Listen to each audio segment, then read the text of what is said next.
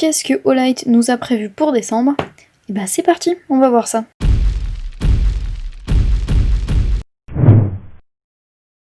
Salut tout le monde, bienvenue sur 50 nuances de DC. Je vais vous présenter aujourd'hui les nouveautés de décembre que Olight m'a envoyé à l'occasion de la vente de Noël. C'est parti. On commence avec une nouveauté qui va plaire à beaucoup de monde, ça je le sais, parce que vous êtes fan de titane. Moi aussi je trouve ça très très cool. C'est la i3T EOS qui sort en titane. Donc si vous avez déjà une i3T, vous avez déjà remarqué qu'ils ont mis le paquet sur le packaging. Tadam, elle est très belle. C'est un très beau matériau. On est sur une finition mate, je pense que ça se voit pas trop mal à l'écran. Et qui est aussi très très agréable en main. Alors c'est pas la première fois que je l'ouvre, hein, je vous rassure. Alors la i3T de fonctionnement, elle est très très simple. Déjà, pour commencer, comme vous le voyez, elle est minuscule. Hein. Donc ça c'est vraiment ce que j'aime avec cette lampe, c'est une excellente lampe d'essai. On est sur une pile AAA pour la faire fonctionner, et ça c'est top, parce que les piles AAA et AA, on en trouve partout. On a donc tout simplement deux modes. Le premier mode, il fait 5 lumens. Donc on y a accès avec un clic, voilà, un clic complet, ou alors un clic qu'on maintient, et dans ce cas-là, le mode n'est pas sauvegardé. Donc on complète pour pouvoir l'utiliser main libre, et on fait un petit clic pour simplement éclairer quand on a le doigt dessus. Le deuxième mode, vous l'avez vu qu'il y en avait deux. On est sur 180 lumens, bon pour la taille et pour une pile AAA c'est quand même assez impressionnant. Donc vous l'avez vu, on a d'abord le mode 5, si on appuie une deuxième fois, mode 180, et donc là on enfonce le clic jusqu'au bout pour maintenir le mode en mode main libre. Donc c'est juste nickel. Comme d'hab avec Olight, on est sur une étanchéité IPX8 et résistance au choc à 1,50 m. Donc écoutez, ça déroge pas vraiment à la règle, j'ai pas beaucoup de choses à dire en plus, si ce n'est qu'elle est très classe, et que comme c'est du titane, on peut le faire anodiser. Je vous mettrai le lien dans la description d'un copain qui anodise du titane et qui fait des trucs très très très classe.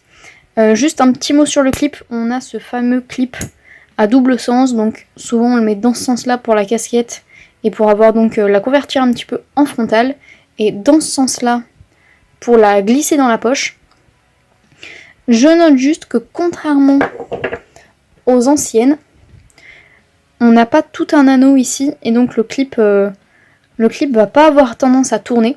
Alors d'un côté c'est pas plus mal, parce que ça va éviter de rayer le revêtement à cet endroit là. Hop, je vous montre la différence. D'un autre côté, quand vous voulez le retirer, comme il tourne pas, hop, moi j'ai rayé un petit peu la lampe. Alors est-ce que c'est que je suis pas douée ? Très honnêtement, c'est pas impossible du tout.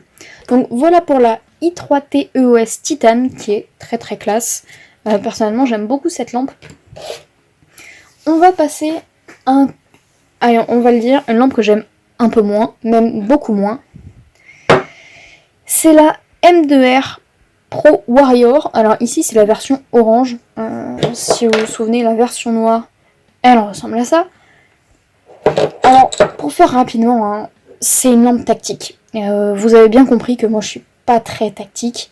On a 6 modes, donc que je vais vous détailler à l'écran.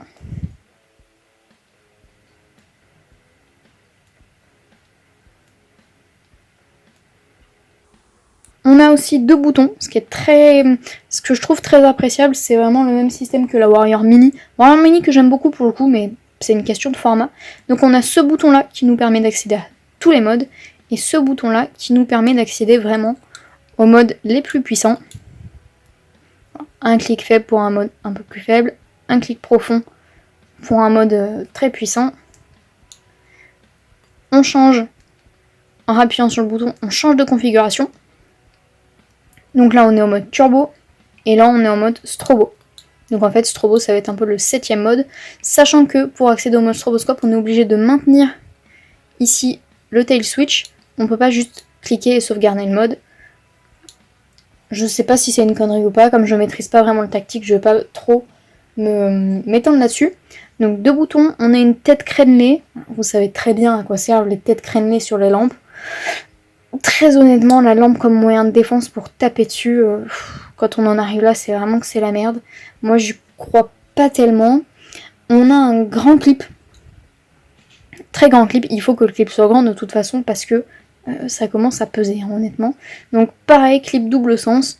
Celle-là en frontale, faut la supporter quand même. Hein. Donc pour résumer encore rapidement sur cette lampe, c'est donc les plus, c'est que c'est une grosse lampe tactique. Donc si vous aimez ça, je pense que vous pouvez que être content. Parce que là, pour le coup, en tant que lampe tactique, honnêtement, moi je la trouve bien foutue. Parce que voilà, elle a 2 boutons, donc ici les accès, tout ce qui va être plus simple, ici pour vraiment du tactique. La tête crénelée, au niveau des moins, et pour moi c'est rédhibitoire, c'est que je la trouve pas du tout adaptée à l'EDC. Pour 2 raisons. La première, elle est trop grosse. Je vais vous mettre à peu près la taille et le poids. Vraiment pour de l'EDC, elle est trop grosse dans la poche du jean. Ça le fait pas du tout. Surtout que, waouh, quand on la clip dans la poche, elle dépasse. Hein. Et elle est vraiment trop agressive. Des crénelures comme ça, je trouve ça juste pas possible. Après, pour une tactique, c'est tout à fait cohérent d'avoir des crénelures comme ça. Vous vous faites contrôler avec ça, je sais pas si ça passe. Voilà, franchement, je suis pas extrêmement fan. Après, si vous voulez être collectionneur et que vous avez les lampes posées dans une vitrine parce qu'elles sont jolies, la couleur est mortelle. On est d'accord, la couleur est mortelle. En EDC, moi je conseille pas. Mais c'est personnel, c'est parce que je n'aime pas trop l'univers tactique.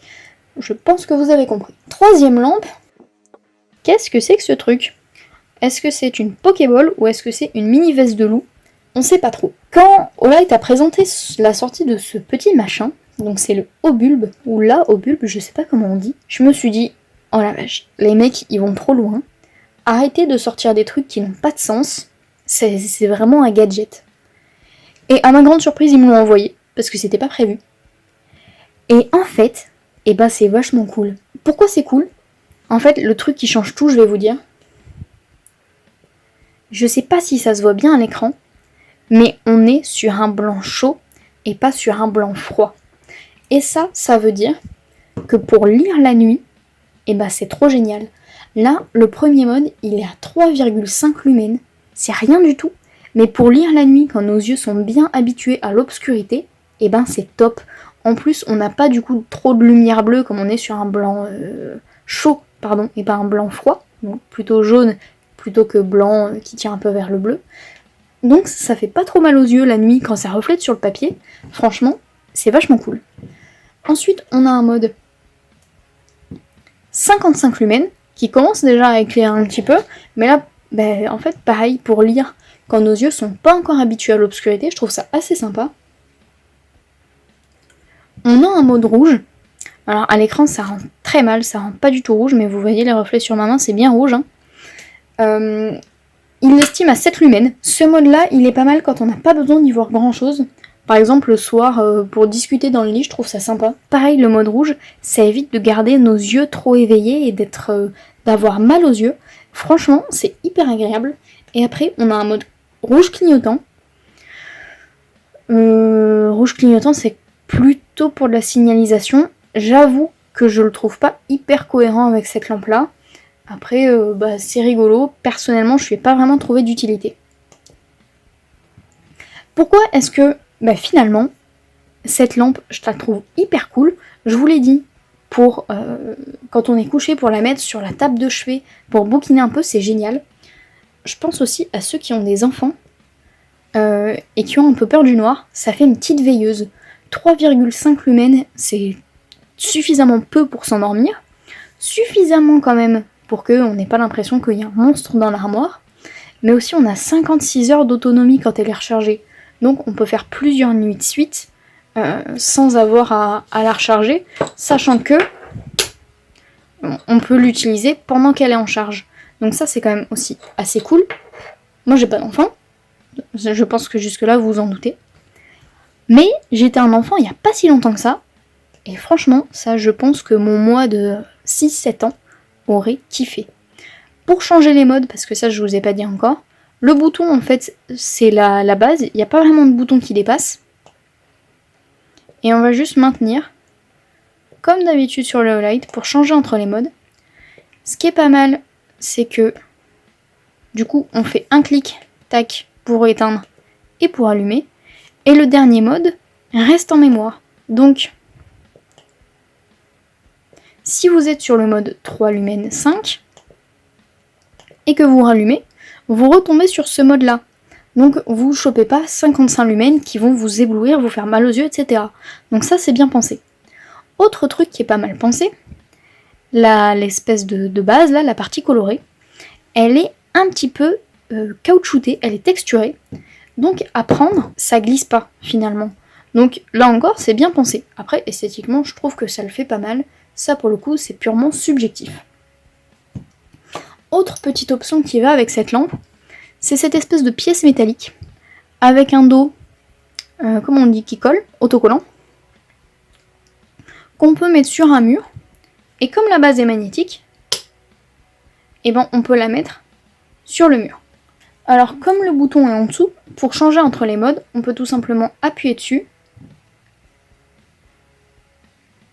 Je trouve pas que ce soit le plus confortable à utiliser, je trouve que le bouton, juste en appuyant dessus comme ça, je trouve pas assez sensible. Personnellement, je préfère juste la prendre en main, surtout que elle est très petite, donc à mon avis, même dans des mains d'enfants, qui sont grosso modo mes mains à moi, ça passe très bien.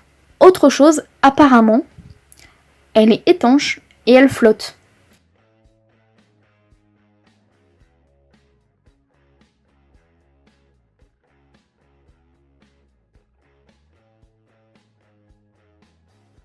Alors cette lampe, normalement sur le site, elle vaut dans les 35 €.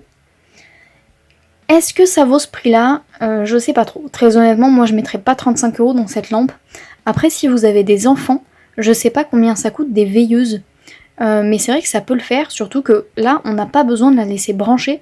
Donc une veilleuse qui peut éteindre la nuit, qui reste à côté de son lit, ou qu'on peut prendre quand on part en vacances, ou laisser dans la voiture, ou des trucs comme ça, c'est vrai que je trouve ça quand même plutôt pratique. Est-ce que pour vous, suivant votre utilité, ça vaut 35 €? J'en sais rien.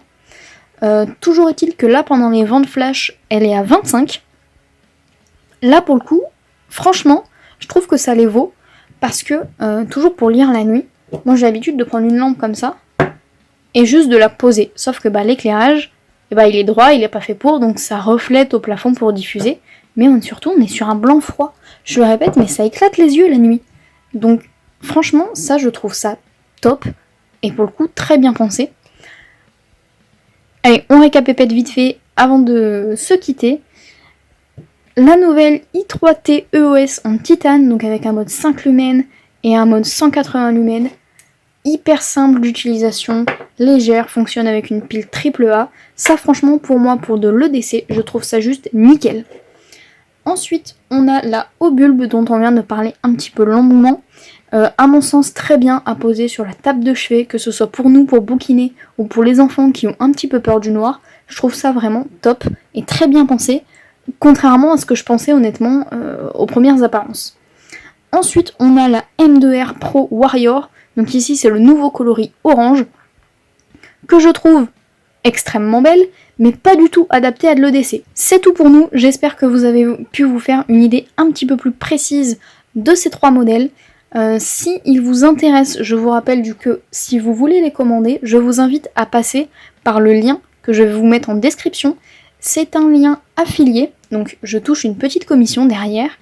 Cette commission, là je vous le dis très clairement, je vais la réinvestir pour m'acheter une forge et essayer de faire des couteaux. Peut-être que ça va avoir un impact sur la chaîne après. On verra.